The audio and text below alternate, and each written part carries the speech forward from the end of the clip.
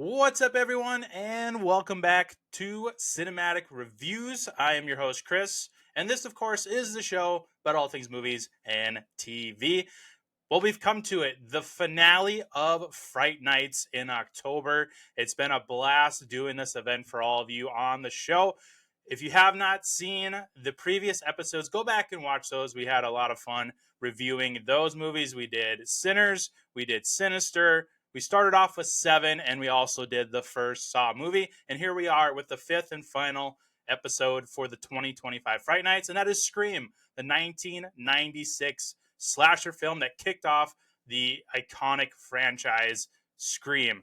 I've been waiting to do this movie for a long time. I believe one of the first episodes of the show was actually reviewing Scream 5. That is also named Scream, so that is why this episode is titled 1996, so that you don't get confused on which Scream we're talking about. But I always refer to that one as Scream 5. We're going to do a bunch of stuff today. We've got some more iconic scenes, favorite quotes, fun facts about the making of Scream. We'll go through the cast and talk about Wes Craven, the incredible slasher director that helmed this franchise. We'll also get into the meta-ness of the franchise, which really separated it from the rest of the slashers like Jason and Freddy. And then we're going to do something that we haven't done on the show, and that is a live trailer reaction. That is right. I am going to react to the Scream 7 trailer that just dropped yesterday morning. I have not seen it yet. I am recording this in time for that trailer, and it's just really, really awesome. I can't pass up the opportunity to finally do a live reaction trailer. So we're going to do that. And then we'll end things like we always do with rankings. We'll get to the best in show, which is the newest segment of the show that was created for the Horror Nights event. And then we'll get into the popcorn scale for Scream, and we'll go through the Scream franchise and rank all 6 of those. And then we'll also maybe predict where Scream 7 is going to land on that list, because that is already coming out in February. There will be a new release episode on the show when Scream 7 drops, and I am super excited for another installment of one of my favorite franchises ever.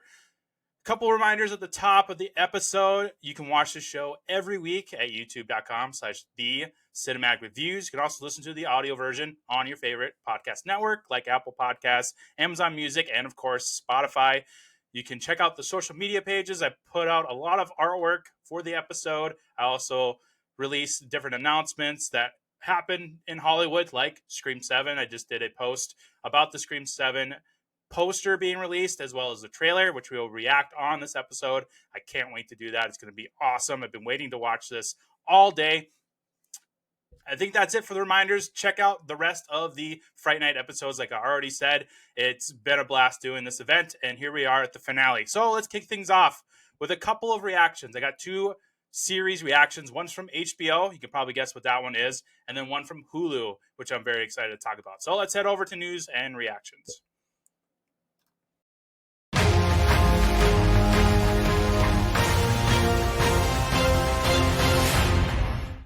So the first reaction I have for you all today is the newest series that hit HBO Max this past weekend, and that is It. Welcome to Derry. This is a series, kind of a prequel/sequel series of the hit It franchise. We had the 2017 It movie, followed by the It Chapter 2, and this is kind of the prequel to those 2 movies. This takes place in 1962. It centers around a couple with their son moving to Derry, Maine, just as a young boy disappears. With their arrival, very bad things begin to happen in the town of Derry, Maine. If you are familiar with the It franchise, you of course know who is behind this, and that is Mr. Pennywise, the alien-like creature that is disguised himself as a clown for most of the story. Now, the rumor is that Bill Skarsgård, who played Pennywise in the 2 films, will appear in the series, but probably later on. There is, believe it's set to have 8 episodes. One has released already this past Sunday. One, as you're listening to this podcast on Halloween, so happy Halloween to everybody. There will be a episode 2 dropping on Halloween, and then after that, an episode will drop every Sunday at 9 p.m. Eastern time. So get ready for some more Pennywise and the town of Derry with It. I was very, very excited about this episode. Now, I'm going to be spoiling a lot of stuff. So if you don't want to hear any of this reaction, skip forward a little bit if you do not want to get spoiled. But if you don't mind, here we go. This series starts off with a bang. Like, this opening sequence of the series is one of the most creepiest and terrifying things I've ever seen. HBO or any other streaming service, they really swung for the fences with this one, and I think they landed. It was, like I said, creepy, disturbing, uh, just mesmerizing to watch. It was like a car crash that you couldn't turn your head away.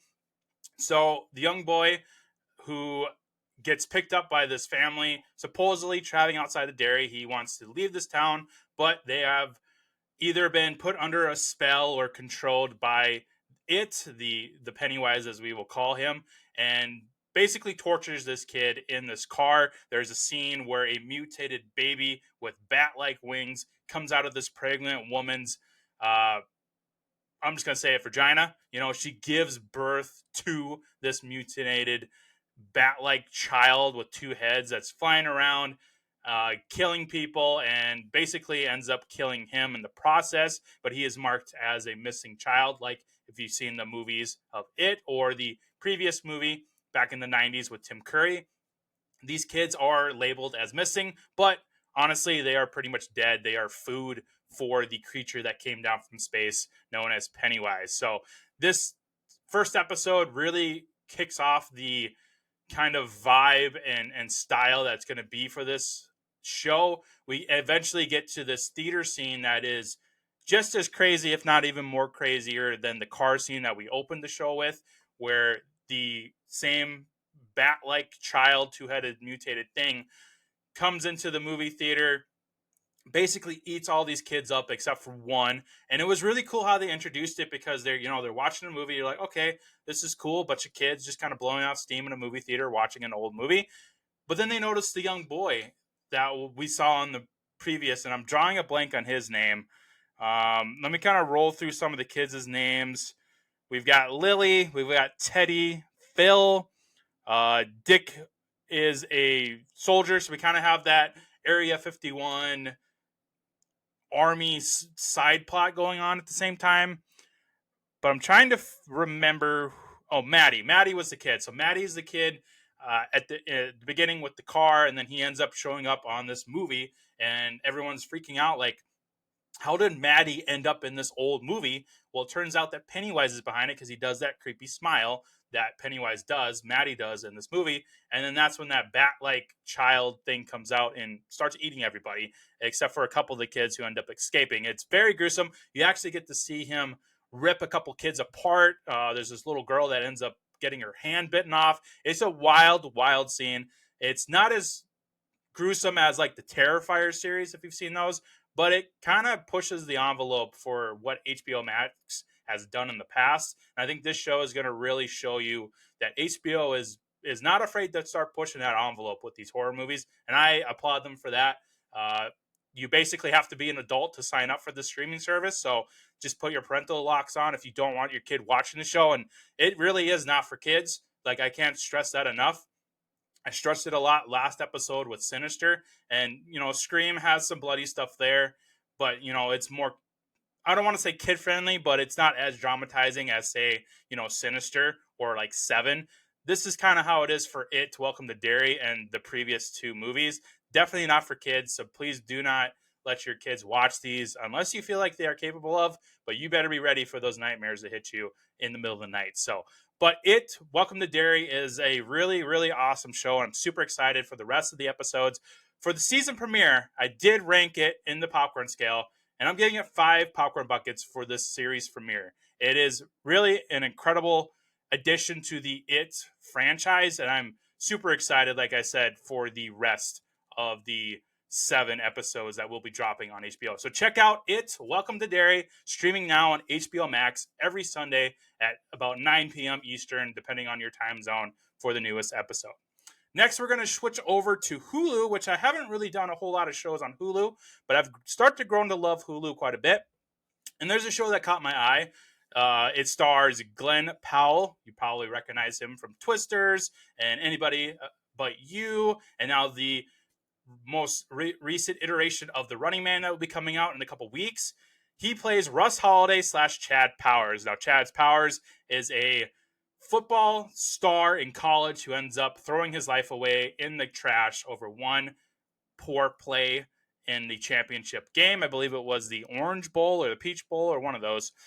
But he ends up trying to rectify his name as Russ Holiday by creating this persona named Chad Powers. He has facial prosthetics because his dad is a movie special effects artist, so he ends up stealing the makeup and prosthetics to hide his face from reality. It is produced by the Manning brothers. We even get to see Eli Manning, the New York Giants quarterback, in there as one of the coaches, I believe, in one of the college scenes.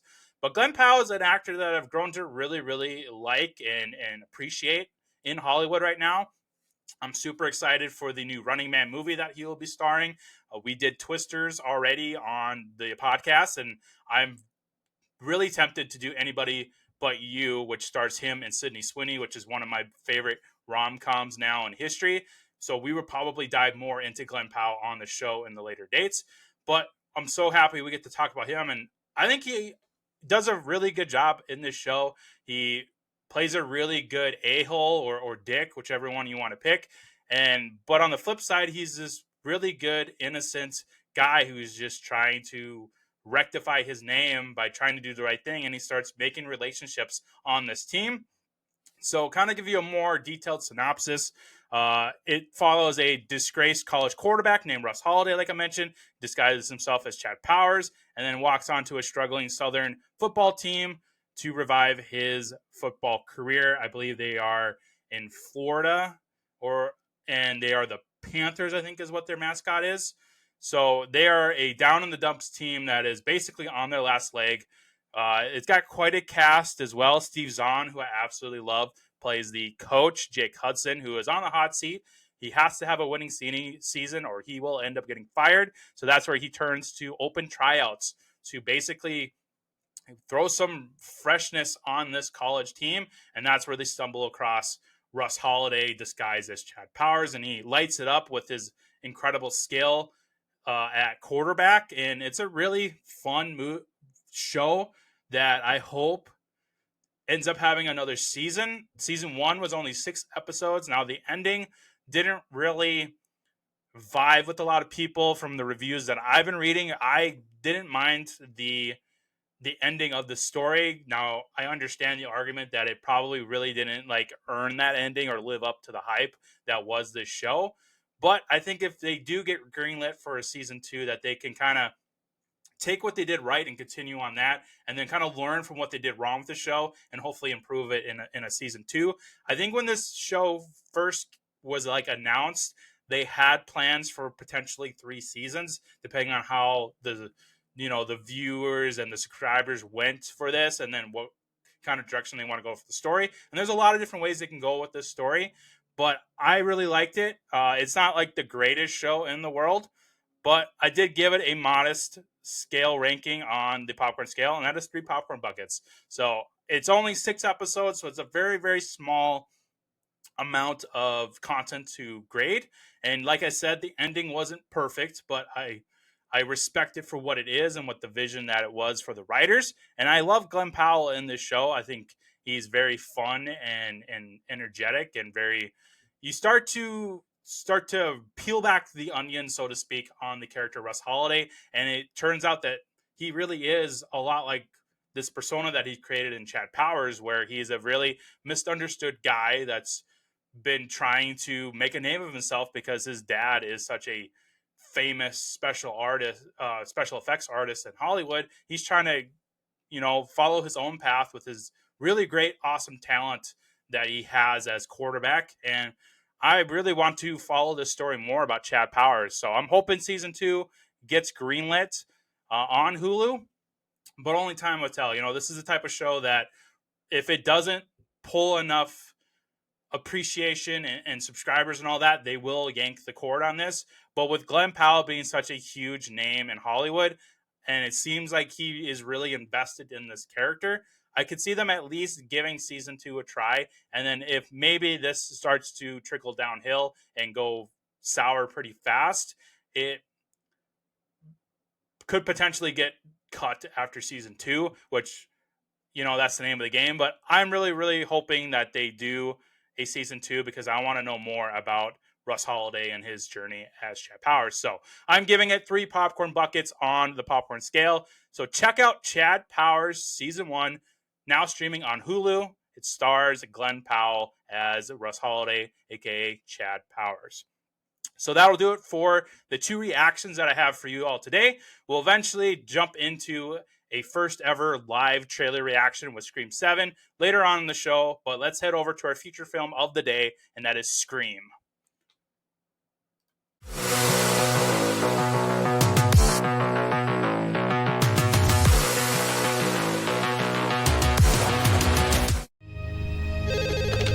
Hello?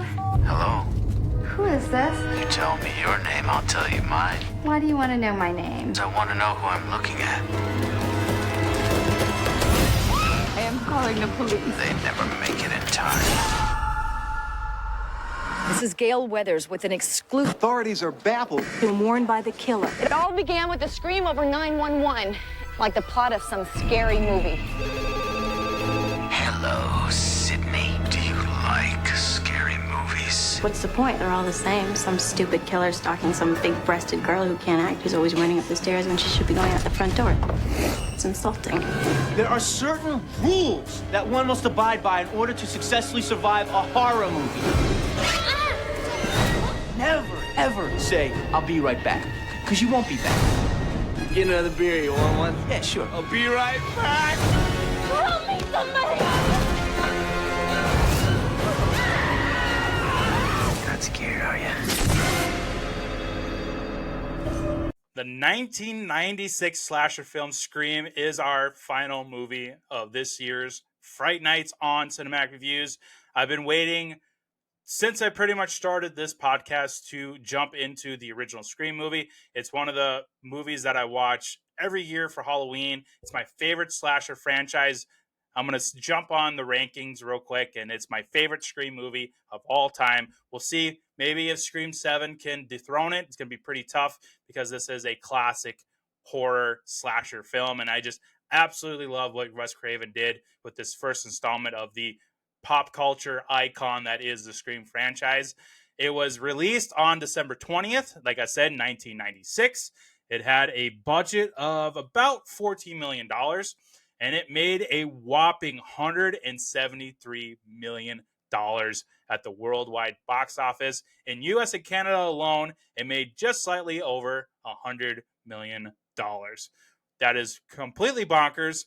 Now, looking through some of the research and the fun facts for today, and I do have some really cool fun facts about Scream, and we'll get to that in the fun facts segment of the day. But with them releasing in Christmas, the Christmas time, they really rolled the dice with this. They were really worried about, and when I say they, I mean the studio, Paramount and Miramax that produced this movie. They were really worried that this was going to flop during the Christmas season because, most of the time it's kids and family like movies that come out. Well, we've seen now that movies like The Wolf of Wall Street came out on Christmas Day. That was definitely not a kids and family movie, but it made an incredible amount of money, probably because it had Martin Scorsese, it had Leo DiCaprio, Jonah Hill, things like that.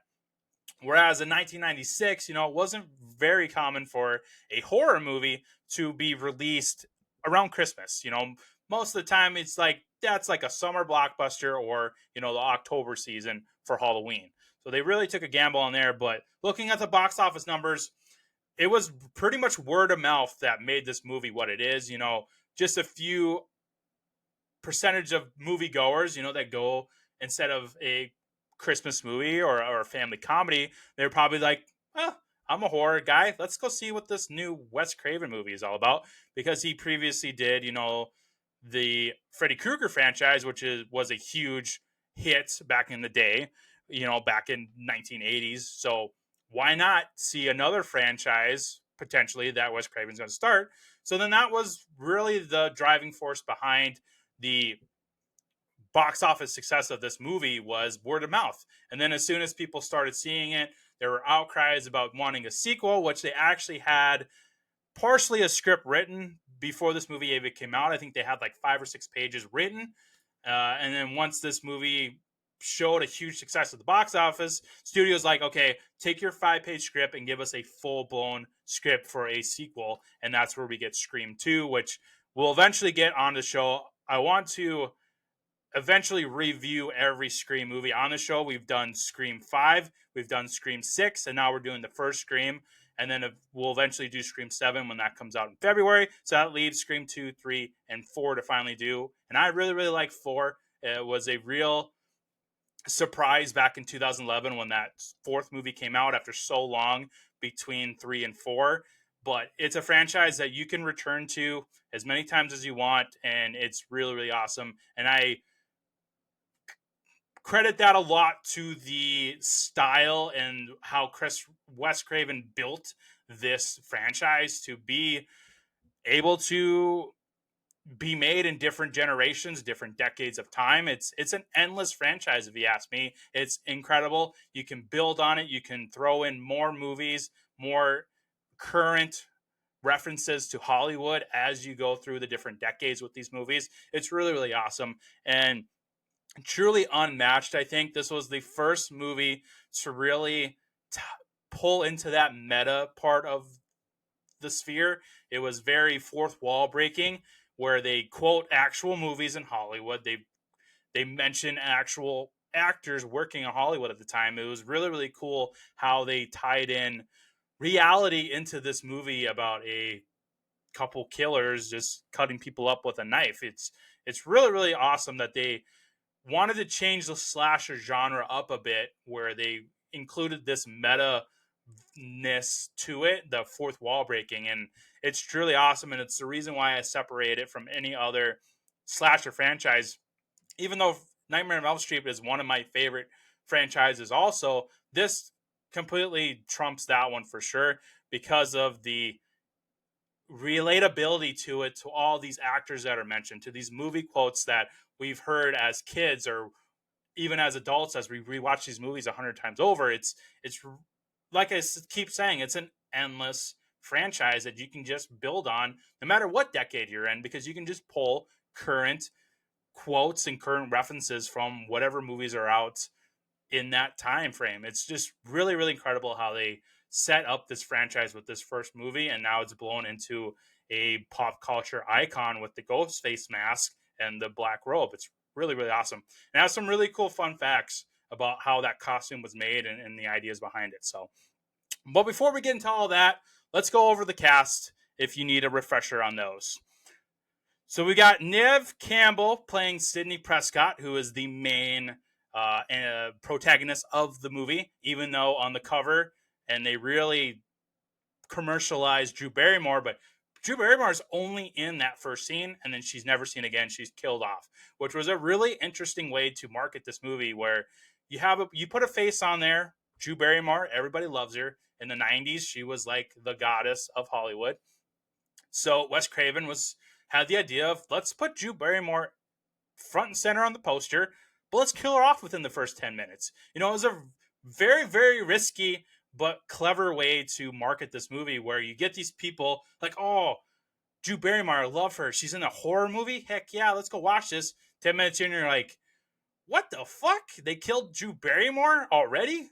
Now you're kind of stuck there sitting, watching the rest of this movie without your girl, Drew Barrymore, because the theater already took your money, so what's the point? It was a very interesting way to market this movie, where you put the first kill on the front and center of the poster. She's on the poster twice. She's standing there next to, I think, Dewey or something, but then she's also the face covering her mouth in the background of the poster too. So she was like the star, quote unquote, in the marketing. But then once you watch the movie, you're like, no, Neve Campbell, the Prescott character, is the actual main character of the story. So that's a really interesting way to market this movie, but it seemed to work, because at that time, like I said, Drew Barrymore was everybody's crush, and we want to see her in a horror movie? Heck yeah. So that got butts in seats for sure.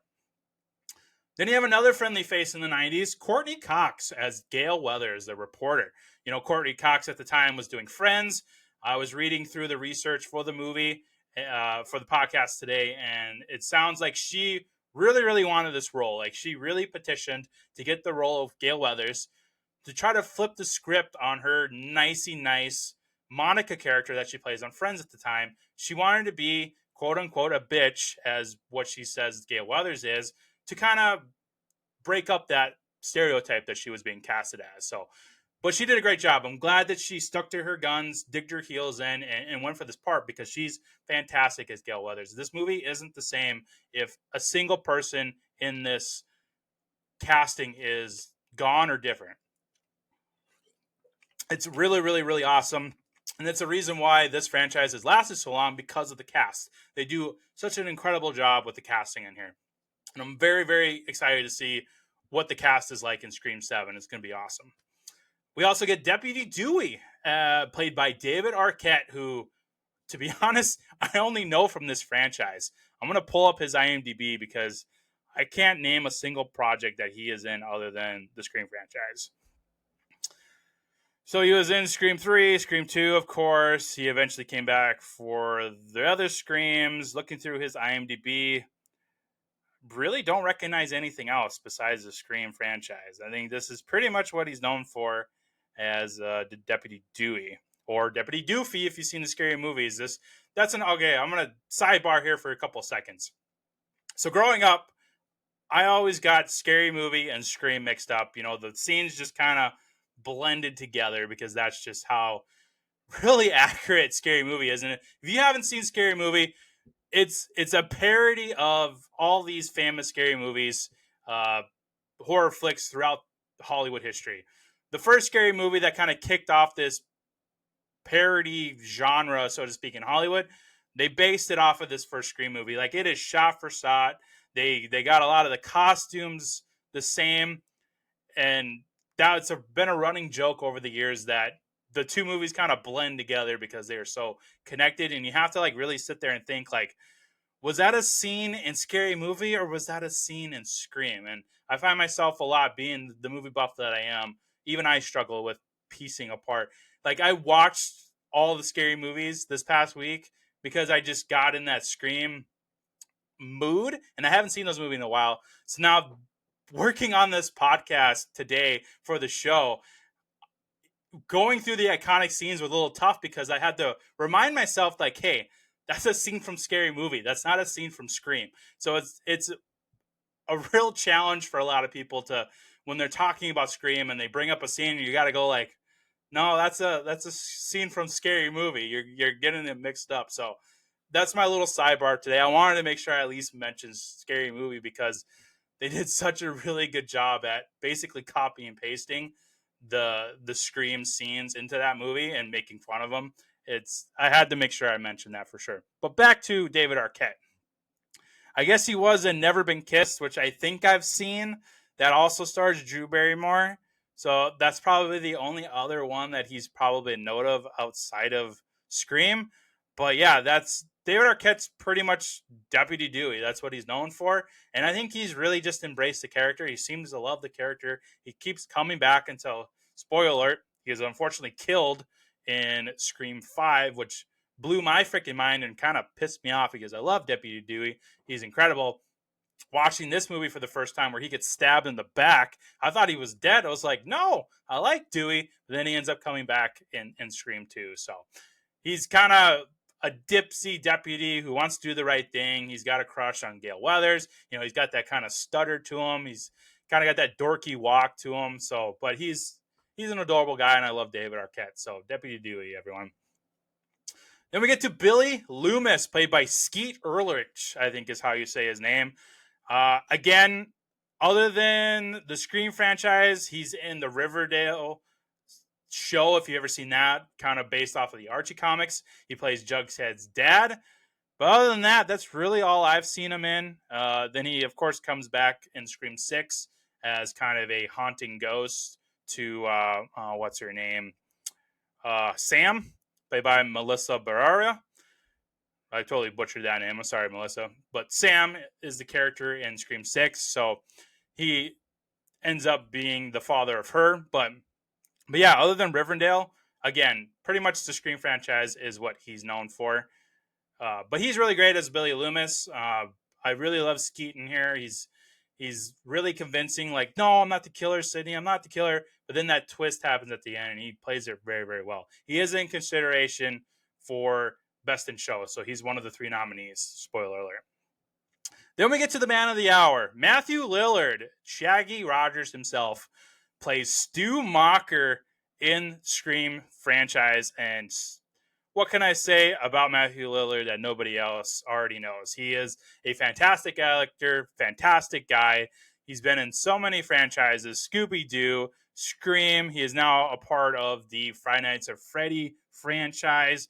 He could be potentially be coming back for Scream 7, I hope. That is a fan theory that a lot of people have been really building up in their heads ever since I think Scream 4 is really blew up, where he comes back as one of the killers. The biggest theory when Scream 6 was coming out was that Stu was actually the killer, but it ends up not being the case. But maybe Scream 7 will be his return as Stu Macher. He did previously come out and say, I can't remember how long ago this interview was, but a lot of people asked him, like, why weren't you in Scream 6? It was set up so perfectly for you. Ultimately, he responded with, it was too violent. The story wasn't clever enough. He just wasn't feeling what they were going for in 6. And I respect the guy, would probably do the same thing with a character who is so beloved, that is Stu Macher, that the story has to make sense, and it has to be right for him to return because it's such an iconic character to a very, very iconic franchise. So I respect him a lot for turning down, the return until it feels right. So maybe Scream 7 is the one for him.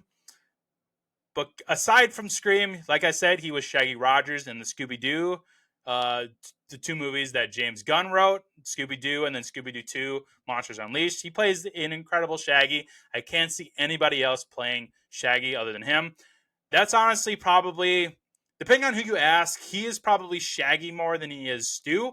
But for me, it's Stu Macher from Scream because that's what I saw before I saw Scooby-Doo. But I can see the argument that probably most people have seen Scooby before Scream.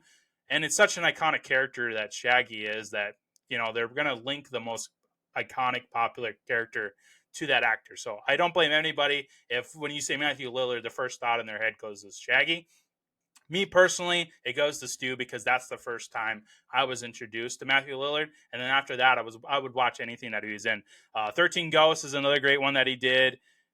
I'm looking at his IMDb. I just need a little refresher on it. Apparently, he's going to be in Daredevil Born Again, the new Marvel show for Daredevil. He voiced Shaggy Rogers in Teen Titans Go. I didn't know that. I guess he was the voice of Scream in Scream 5. I didn't really know that. I must have missed that in the research. He was the principal in He's All That, the She's All That remake that Netflix did. He was in American Dad. So he's done a lot of different things over the years. He was in Supernatural as the voice of Shaggy Rogers when Sam and Dean get sucked into the TV world. That was cool to see his voice in there. But yeah, he's been a part of so many movies. But like I said, he's going to be remembered for either Stu Macher from Scream or Shaggy Rogers from Scooby-Doo. So very iconic name. Randy, played by Jamie Kennedy. Now, Randy is the movie nerd of this franchise. He makes it to a couple of sequels, and unfortunately, he ends up getting killed. I believe in Scream 2 or 3. I'm drawing a blank on that, and I'm so sorry, Randy. I think it's Scream. I gotta look this up because this is gonna bug me now. I want to say it was Scream 3. Nope, I think it was Scream 2 because he gets sucked into the van when he's on the phone. So Scream 3 is when he comes back with the video about trilogies. Yep, so he did die in Scream 2. I should have went with my gut there. I knew he died in Scream 2, but regardless, he's basically me in Scream, where he's teaching everybody about his rules. You got to be a virgin. You don't say I'll be back. He's got these different rules, and it's really cool when we get into Scream 2 where he starts educating people on the rules for sequels. And then eventually, like I said, the videotape in Scream 3, where he basically says, with a trilogy, anybody's on the table. Even the main person can die. Like it's a free for all. It's a wild, wild west in the third installment of the trilogy. But with the second, it's about being bigger. It's about, you know, building on the first movie. It's got to blow your mind. You know, you got to do something wild with it. But in this movie, it's pretty simple. You know, you stick with the group. You don't have sex. You what was the other one? I just mentioned it. It was don't say I'll be back and all that. So he's the big movie guy. I love Jamie Kennedy. He does a great job with the Randy character. I love the Randy character. It sucks that he ends up getting killed, but he ends up in the fifth and sixth installments. You get introduced to his niece and nephew, so they kind of carry on the Randy legacy and start being the educators for the audience on the rules of horror movies. So that was a really cool way that they kind of kept the legend that is Randy alive through his niece and nephew. But Randy's great. I love the character. Sucks that he died. And then I mentioned Drew Barrymore already, but Casey, she's in the first scene of the movie, but she does a fantastic job, and she is a nominee for the Best in Show, of course. And then one last person I'll mention of the cast, and that is a voice. I don't think we've had very many voice-only actors in a cast, but that is the Ghostface voice played by Roger Jackson. He did all the voice work for Ghostface through the phone. I'm stepping on fun facts a little bit, and I'll dive a little bit deeper into that, but he did all the voice over work on set. You know, he spoke in a phone on set to the actors to make it as real as possible. So he did a fantastic job with the ghost voice. It's so iconic. You know, hello, Sidney. What's your favorite scary movie? Like, my Ghostface is terrible. That was my best impression of a Ghostface, but it's such an iconic voice, and Roger Jackson does a fantastic job. I don't think I mean, look at his IMDb. I think it's pretty much just Scream and some video game voiceover work. Yeah, pretty much just cartoons and video games that he's done. But he's probably going to be most well known for the Ghostface voice because it's so iconic over the phone. The director, Wes Craven, I talked about him a little bit already, but he is no stranger to the slasher franchise. When this movie came out in 96, he previously kickstarted the Nightmare of Elm Street franchise in 1984 with Freddy Krueger being the slasher in that one, played by Robert Englund. Wes Craven is the king of horror. He is really, really awesome. He came back to do New Nightmare in 1994, which was a sequel to the Nightmare on Elm Street franchise. He's done, looks like he helped work on the Scream TV show that MTV did. I wasn't a big fan of the MTV show. Season 1 was all right, but then I think I saw parts of season 2, and I was like, okay, I'm kind of over this. And I think there's 3 seasons or 4 seasons, but I never went back and watched them. I just wasn't a big fan of that show. But he's also been a part of other horror movies, like I think he was a producer on The Hills Have Eyes. The Last House on the Left is a movie that he directed. He unfortunately passed away back in 2015, so Scream 4 was one of his last movies that he did, aside from producing the Scream TV show. It looks like Scream 4 was the last one that he directed in 2011. Before that, he did My Soul to Take, which I don't think I've ever seen, Red Eye, Cursed, and then he did Scream 3 in 2000. So he was really well known for as kind of a horror legend with Nightmare on Elm Street and the Scream franchise, and then working on The Last House on the Left, which he helped produce the remake for. So he has been labeled like the king of horror for a lot of people. I know a lot of arguments end up pitting him against like John Carpenter, who did Halloween, but Wes Craven is great. You know, he started off with Freddy Krueger and went into Ghostface. I love both those franchises, so Wes Craven as a director, I absolutely admire. I do prefer Scream, like I said, over Nightmare on Elm Street, but I love both those franchises a lot. And it's just, I love what he did with the Scream franchise to kind of change the slasher genre quite a bit, kind of tilt it on its head with the meta-ness and fourth wall breaking and bringing in actual Hollywood stuff into a movie about movies. You know, they say it a lot in here where we get to that reveal with Billy and Stu being the killers. They say, you know, we watch a lot of movies to get smarter, to get creative with these kills and to get away with it. You know, they studied being a killer from movies, and I thought that was a really interesting way to kind of make movies kind of the MacGuffin of the movie, so to speak. You know, this idea that if you watch a lot of these horror movies, these crime movies, that some people get this bright idea that, hey, I've seen Law and Order, I've seen murder mysteries, I could probably get away with murder, but that's not really the case, as you see in here, where Sidney Prescott is not intimidated by Billy or Stu, and she ends up winning on top of it. You know, they didn't watch enough movies to get away with the murder, and eventually this stuff is going to catch up with you no matter how many movies you watch. So, but that was a really interesting way to include Hollywood itself into a slasher franchise, and to not only like make fun of it sometimes, but like honor it and how important it is to people's lives. Like, I mean, look at me, for example. I have a movie podcast where I talk about movies every week for an hour or 2 hours. Like, it's a huge part of my life, and it was clearly a huge part of Billy and Stu's life, to where they got this bright idea that, oh, these people wronged me, I'm going to kill them, and I've seen enough movies where I can get rid of it. You know, the motive behind Billy and Stu killing Sidney's mom was that Sidney's mom had an affair with Billy's dad and ruined his parents' marriage. So he, out of spite, killed Sidney's mom. And then now, in return, on the anniversary of her death, he's going to kill Sidney and her dad as this kind of big Prescott saga of this infamous killer that is Ghostface. So it's really incredible how Wes Craven came up with this idea of Scream, using Hollywood as a huge part of it and breaking the fourth wall and adding this meta-ness to it to separate it from the rest of the slasher franchise. Because and another thing too that was really awesome was the clumsiness of Ghostface. You know, you have Freddy Krueger, for example.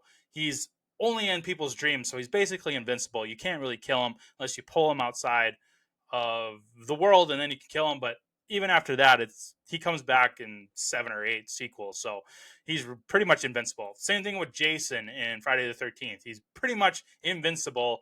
You can't really kill him. You could probably try to drown him, but he's going to come back anyways, stronger than ever. You know, the guy survived space in Jason X. You know, he went to hell and came back. You know, with Ghostface, it's actually, I don't want to say realistic, but I mean, I think that's the best word that I can use, realistic. You know, he's stumbling over furniture. He's saying ow or ooh when he gets hit. You know, he's an actual human being trying to murder another human being. He doesn't have special superpowers. He wasn't, you know, taken over by a demon and like, you know, the Chucky, for example, or Michael Myers, for example, where he's pretty much just a demon in there, unstoppable force that you can't stop. Is he's going to live forever and just start killing people? No, this is a flesh and blood human being trying to kill another human being. So I thought that was a really awesome way. And the way that they were able to pull this off was incredible. You know, they didn't get like caught right away. You know, they just happened to be in the right situation. Maybe you can chalk it up to movie bullshit or movie magic, whatever you want to call it. But, you know, there was ways, and the two killer idea is genius, where, you know, Billy is the killer, but in the scenes that Billy has to try to convince everybody that he's not the killer, you have Stu running around doing it. So the two killer idea made a lot of sense, and it was really genius from a writing standpoint from them. So bravo on pulling this off. It's an awesome way to do a slasher franchise. So let's dive into the categories. So we got favorite quotes. I came up with the 5 that I think of the most when I have this movie on. So the first 2 are from Ghostface himself. What's your favorite scary movie? Which is kind of pretty much the tagline of this movie. And then you have at the very end with Stu and the voice changer, which was a really cool device where he goes, "Surprise, Sidney." And it's revealed that Stu was a part of it along with Billy. This quote from Billy: "Now, Sid, don't you blame the movies. Movies don't create psychos. Movies make psychos more creative." So that's kind of the cool tie-in that they have with Hollywood on how it kind of warped their minds into like thinking that they can get away with this stuff. Next one is from Sid, not in my movie. That was pretty cool because that is her response to, Randy's like, oh, wait, this is the part of the movie where the killer makes one last scare. He pops up and she shoots Billy in the head. And it's like, nah, this not in my movie. Killers die in my movie. So that was a really cool thing to add in there. And then this one from Stu. It kind of makes me laugh, and I don't know why, but it's that line where he's talking on the phone with Sidney. So Sidney got a hold of the voice changer, and she's fucking with Billy and Stu. And she's on the phone with Stu, and she's like, I'm calling the police. They're on their way. And Stu goes, did you really call the police? And she's like, yep, you're fucked. And he starts crying, and he goes, my mom and dad are going to be so mad at me. It's so great how Matthew Lillard does it. He's really incredible. So I always chuckle a little bit at that line because it's not because it's a funny line. Well, I think it's supposed to be, but it's how Matthew Lillard performs it. He's so good where he's crying because he's in pain, but also because he's like, oh shit, my parents are gonna be so mad at me for going to jail for murder. Like it's really great, and the line delivery is awesome. So that's probably my favorite line in the movie is just based on the performance of Matthew Lillard. So I've got 5 iconic scenes this week for the movie. First one is the obvious one. Casey, played by Drew Barrymore in the first scene of the movie, is attacked by Ghostface. The most iconic scene of the movie. This is the scene that everybody remembers. It's the scene that everybody watches it for because everybody loves Drew Barrymore. It's really, really well done where you get the call, Ghostface on the other line, what's your favorite scary movie? She starts talking. Then we get to the nitty gritty where he's like, yeah, I got your boyfriend tied up. You got to answer my movie questions if you want to save his life. So then he throws things like, who's the killer in Halloween? Who's the killer in Nightmare of Elm Street? Who was the actual killer in Friday the 13th where he tricks her, where she says Jason. But if you remember, the first Friday the 13th is actually Jason's mom. So you could tell this guy is like a huge movie nerd to know that because at that time, a lot of people forgot that Jason's mom was the actual villain in the first movie. Jason wasn't actually the villain until part 2. So you can really tell that this person who is Ghostface is like a real movie nerd when it comes to like, especially slasher films. So that scene's really iconic. You have her running around her house. You've got her making popcorn, so it's all smoky. And then Ghostface gets into the house. He's tripping over furniture. He's tripping through glass. She ends up getting cut in the throat and can't really talk. You get that really horrific scene where her parents finally make it home. They pick up the other line. Now, for those of you who weren't born in the 90s, we had these house phones is what we call. And only one person could be on the line. So if your mom picked up, she can hear the conversation at the other end. So what happens was when they went to call 911, the mom realizes that, oh, somebody's on the other line. And they hear this like breathing or struggling to breathe. And she's like freaking out that this is her daughter. And she's sitting there dying in the front lawn, them not knowing that their daughter is just mere feet away from her, dying, bleeding out. And then eventually Ghostface strings her up, and we get that horrific scene where they open the front door and Drew Barrymore's body is just hanging there from a tree, guts spilt out, throat cut. It was very, very gruesome. So that is definitely probably the most iconic scene in the movie is that first 10, 15 minutes of Drew Barrymore getting terrorized and then eventually killed by Ghostface. Next scene I got is Principal Hembry, played by the legend Henry Winkler. He ends up getting killed in his office. Very, very gruesome way to die. And he's only in, I think, like 3 scenes. And he actually, this wasn't in the fun facts because I knew I was going to mention it now. He actually requested to be uncredited in this movie so that the younger actors don't get overshadowed by him. Because, before this, he was the Fonz and everybody loved Winkler. He wanted to aim the spotlight on the younger cast like Nev Campbell and Skeet and Matthew Lillard, Courtney Cox. So I really commend him from that. And really, he was only in 3 scenes, so totally understand that. But gruesome scene where he's in his office. He caught these 2 kids running around with a Ghostface mask. He's trying on the Ghostface in his little mirror. And then the real Ghostface shows up and stabs him to death on his desk and strings him up by the flagpole. We don't see him on the flagpole. We get a line later on in the movie at Stu's house, where Randy gets a call and he's like, "Oh my God, Principal Henry's dead. He's strung up by the flagpole," and everyone's like, "Oh my God, we gotta go look before they take him down."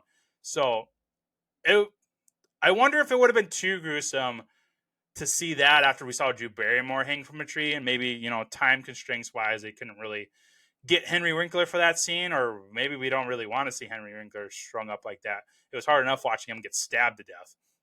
Poor Henry Winkler, Mr. Fonz. The next scene I have, Sidney gets attacked in her home by Ghostface for the first time. And this is where you really, aside from the Drew Barrymore, where you get some, clumsiness, this is where you really get to see the clumsiness of Ghostface, where he's tripping over couches and breaking glass, and he's stuck behind a door because he's not strong enough to, bash it open. But this really shows you that Sidney is kind of a badass in action. She's smart. She's not falling for any of these tricks that Ghostface is doing. So you can tell that she's really a superior target for Ghostface that he hasn't really encountered. So he could tell that they were going to have a bit of a challenge when dealing with Neve Campbell. So that was really cool. Then we have Tatum, who is one of the ghost friends of Sidney's in school. She is killed by a garage door, and that is how I wrote it, because that is literally how she dies. So we get that scene in the garage where she's getting more beer. Ghostface shows up, and she thinks it's Stu, who is her boyfriend, making a joke on her. So she's kind of playing along, playing the helpless victim. Ghostface is kind of toying with her, like, where you get that line where she goes, "You want me to play the helpless victim?" And he kind of nods like, "Yep, I want you to play helpless victim." She's kind of fake screaming. Then she realizes that this is not Stu. This is, well, it might be Stu. It might be Billy. It's tough to, I need to actually like dig into which scenes was actually Stu and Billy. I think in the garage it was Billy, but I could be wrong. I really want to dig deep into this and figure out who was who in the scene, and I'll probably talk about that in another episode for sure. But anyways, I digress. So we get into the garage.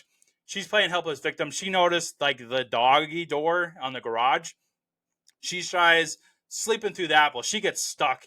Well, then Ghostface gets this idea of, let's turn the garage door on and crush her ass.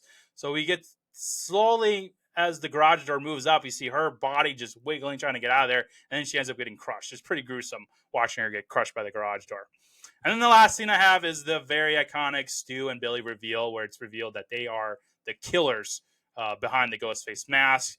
You get that cool scene where Billy is stumbling down the stairs of Stu's house covered in blood because he got stabbed by Ghostface. Turns out it's corn syrup, just like they did in Carrie. He's got the gun. He shoots Randy in the shoulder, and then Sidney runs away, and then that's where she runs into Stu, and he's got the voice changer, and that's where he gets the line of "Surprise, Sidney." And then they start going into the motive about how they killed her mom. I haven't really mentioned Cotton Weary, but he's the one that was framed for the murder of Sidney's mom, but it turns out that Billy and Stu actually killed her. So then they're like, "Oh, look at that. It's the 1-year anniversary of your mother's killing. Now we're going to kill you and your dad and everybody else. And they're going to be famous. So they're going to run off into the sunset." But Sidney says otherwise and flips the table on them and kills them both. Supposedly. Now, like I said, there's a rumor that Stu survived. It's kind of tough to survive when you get a TV shoved in your face. But, I mean, it's very, very possible that he might have survived. I'm curious to see how they pull that one off. But Billy, for sure, is dead. He got stabbed. He got shot in the shoulder, and then got shot in the head by Sidney at the very end. So that was a really cool review. I love that review. And that's another thing I want to mention, too, before we get into the fun facts about how great this movie is like the whodunit part of it. The whole movie, you're like, oh, who is the killer? Is it Billy? Is it Stu? Or is it Randy? Or is it Sidney herself? But then they flip the table on you. It's like, no, it's actually two killers. The whole time you're like focused on like which one person is the killer. And then they're like, psych, there's two. It's Stu and Billy. Because how can Billy be in two places?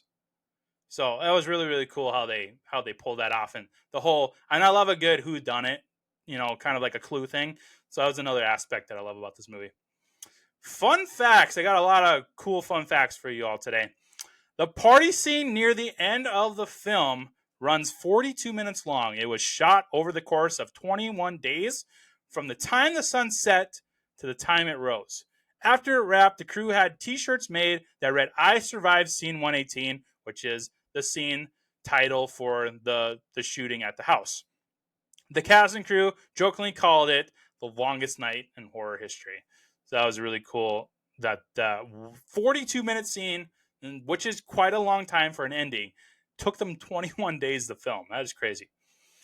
Matthew Lillard was cast as Stu Macher by chance after accompanying his then girlfriend to an unrelated audition taking place elsewhere in the same building.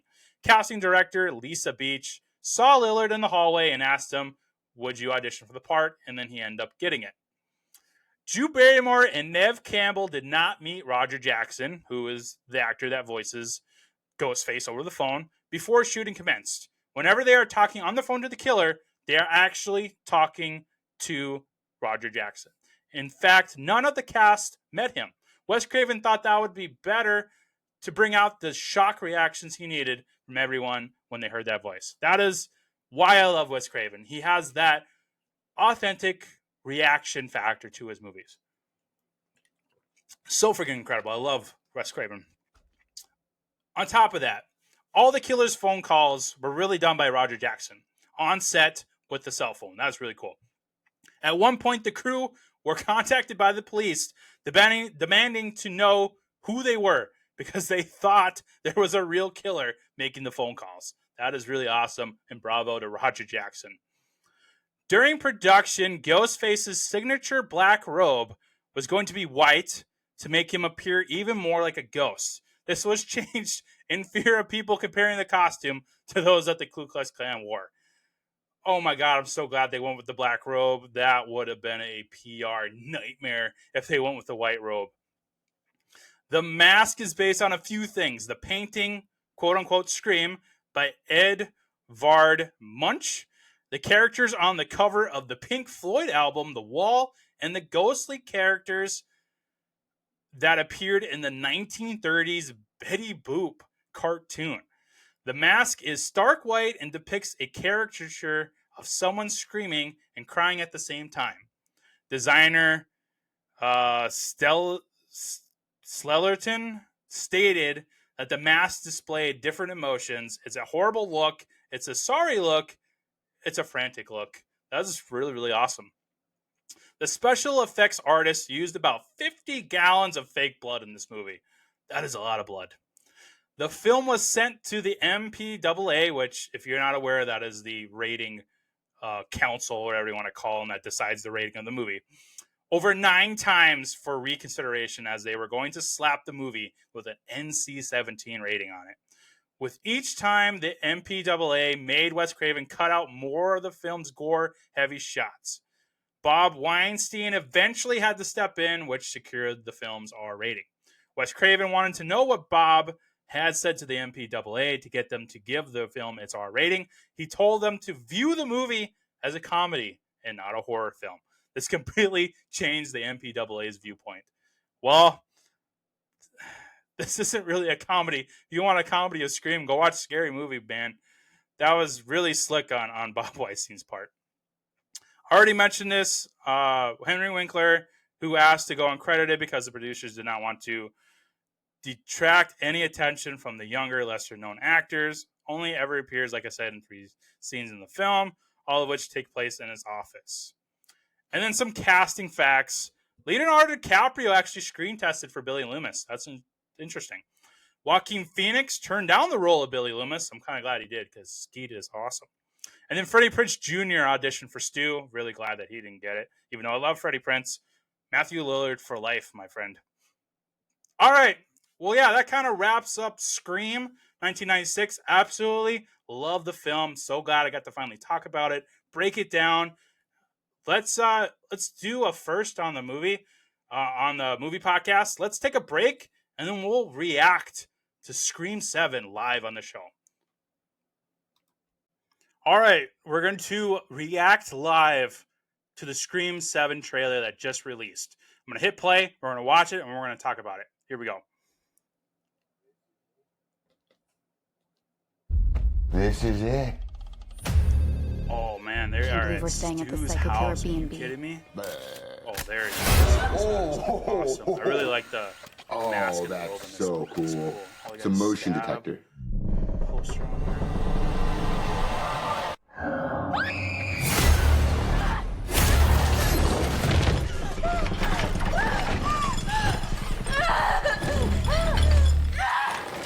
Holy shit. They actually have like the outlines of like Billy's body. That is cool. Hello? Hello, Sidney. Did you miss me? Nice little town you found. You and your pretty daughter. Reminds me of where we grew up. Well, you sure know a lot about me for another asshole hiding behind a voice changer. Oh, I'm not hiding, Sidney. Not this time.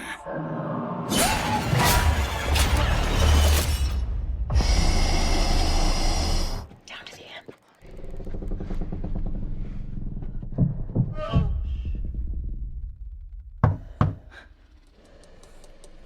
Oh shit.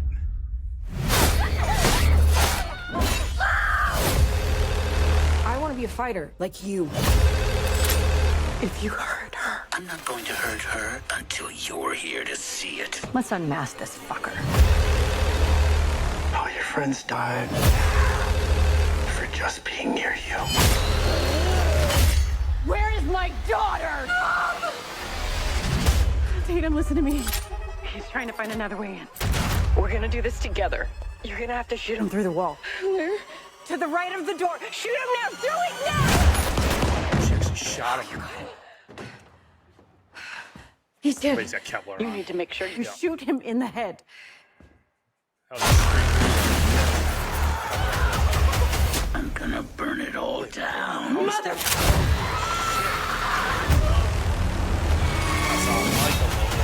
That is cool. Scream 7 is going to be freaking awesome. Yeah, I love it what I see so far. I'm sure we're gonna get another couple of trailers or at least some TV spots going in. But that looks incredible. I'm very, very excited for Scream 7. I gotta imagine, I'm gonna make the prediction here on the show. I think Stu Macher is behind all of this. I think the fact that we are coming back to that house, him burning it down, is a sign that he's ready to move on into the future. I think Stu is underneath that mask. I think Matthew Lillard is back in the driver's seat, ready to take revenge on Sidney and her daughter. This is going to be great. I'm super, super excited for Scream 7, and I'm very excited that Scream 7 is the first live trailer reaction on the show today.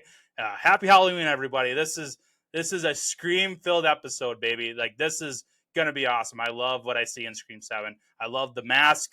I love that Courtney Cox and Neve Campbell are back. I love that they're introducing the new generation with Sidney's daughter. We could possibly be getting some references to Dewey. We could maybe get some characters back from 5 or 6 that we were introduced already, like Randy's niece and nephew, maybe. And then, like I said, I'm predicting that the killer has got to be Stu Macher. I think Matthew Lillard is back, ready to finish what he started in the first movie. So this is going to be great. I'm super excited for Scream 7. I can't wait. That comes out on February 27th of 2026 in theaters. We're going to do a new release episode, obviously, for that one. It's going to be great. I can't wait. I'm awesome. It's so awesome.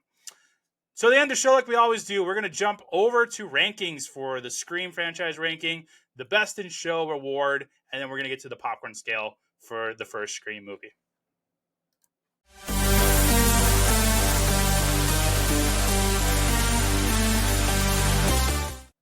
All right, first up, we are going to go over the ranking for the Scream franchise. So far, we've had 6 films.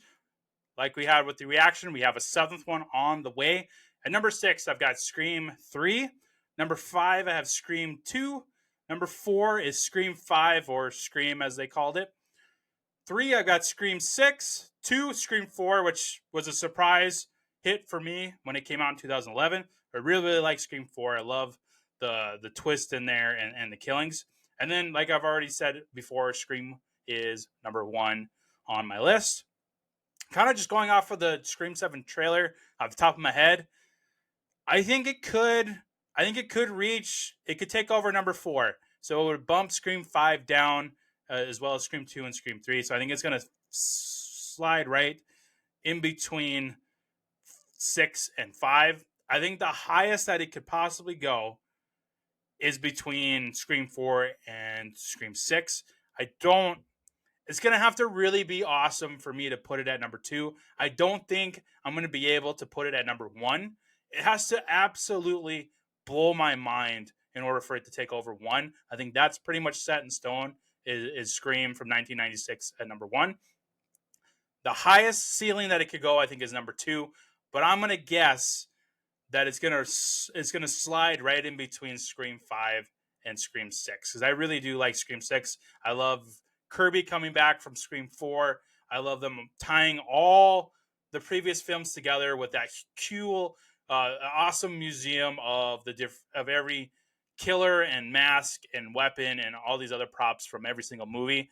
It was really awesome to kind of just go back down memory lane in Scream 6. But that's where I'm predicting right now, is that it's going to go between 5 and 6. So we'll see when Scream 7 comes out if I'm right.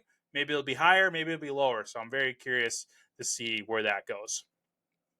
So that is the Scream franchise ranking. I'll post that on the social media pages, of course, so you can see where Scream 1996 landed on that list.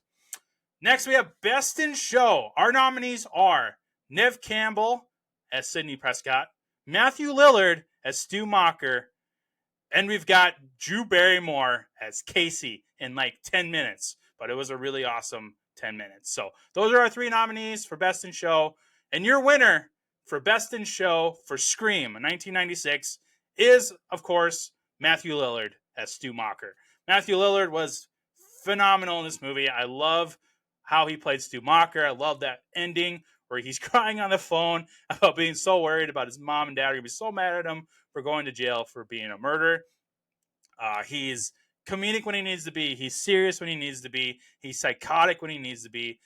This movie is very, very different if Matthew Lillard is not Stu Macher. He is incredible. So he wins Best in Show for Scream 1996.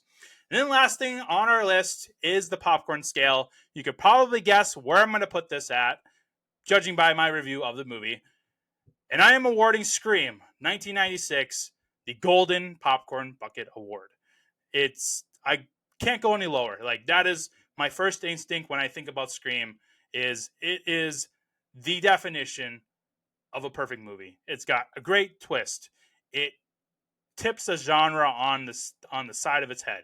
It's got a great, incredible cast. It's got an awesome, iconic director at the helm of it. It's got a great script. The effects were awesome, and they're still really cool, even in 2025. It's just the definition of a perfect movie. So I'm giving Scream the Golden Popcorn Bucket Award. Well, that'll do it for Fright Nights and our episode of Scream. It's been awesome. We did our first live reaction trailer, which was very, very exciting. I've always wanted to do it on a show, and we finally did it. And why not do it on Halloween with Scream, one of my favorite horror franchises ever. It's been an awesome. I've absolutely loved doing the Fright Nights event. We're going to do this again next year in October with a new set of Fright Night movies. Coming up next, we've got finally the Tron Ares episode coming out. That should be dropping on Saturday. Then we're going to finish up the Lord of the Rings trilogy finally with the Return of the King extended edition. We'll wrap up that. Starting next Friday, November, I believe it is the 7th. Let me check my calendar. It is November 7th, is the first Marvel Friday. We'll be covering Iron Man from 2008, starring Robert Downey Jr. as Tony Stark, a.k.a. Iron Man. This will kick off Marvel Fridays. Every Friday, we'll be talking about one of the MCU movies in order that they were released in preparation for Avengers Doomsday, which comes out December 18th, 2026. I did the math. If you start on November 7th and watch one MCU project a week, that includes Spider-Man Brand New Day, which comes out next summer. Daredevil Born Again comes out in the springtime.